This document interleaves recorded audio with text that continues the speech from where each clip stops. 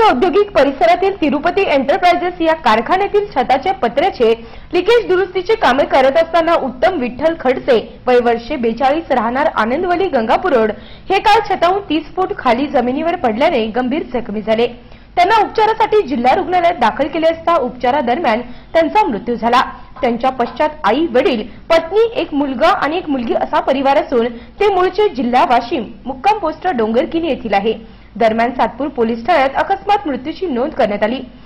आज अपघातग्रस्त कामगार संघटनेचे कैलास मोरे यांच्या मार्गदर्शनाखाली अपघातग्रस्त कामगारांनी औद्योगिक सुरक्षा कार्यालयात काही वेळ ठिय्या आंदोलन करत निषेध व्यक्त करून निवेदन देण्यात आले।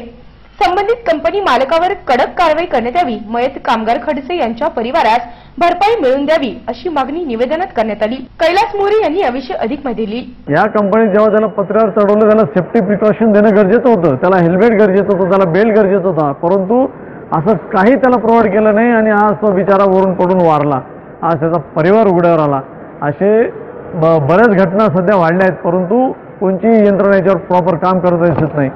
यासाठी आज आम्ही यांना निवेदन दिलं आणि संबंधित मालकावर कडक कारवाई करा आणि लवकरात लवकर या गरीब परिवाराला यांचे कॉम्पेन्सेशन भरपाई मिळवून द्या अशा स्वरूपाचं आज निवेदन दिलं। जर जेव्हा तुम्हाला कुठे तुम्ही कामावर जातात आणि काही विशिष्ट हाईटवर चढतात तुम्ही त्या कंपनीकडनं त्या मालकाकडनं त्याचं पूर्ण सेफ्टी प्रिकॉशन घ्या। मागील काही दिवसांपासून औद्योगिक परिसरातील कारखान्यांमध्ये अपघातातून अनेक कामगारांची बळी गेले। कित्येक कामगार अपंग झाले।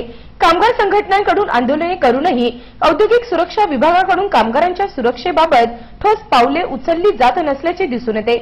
नाशिक सिटी न्यूजसाठी व्हिडिओ जर्नलिस्ट सुनील पगरे, सातपूर।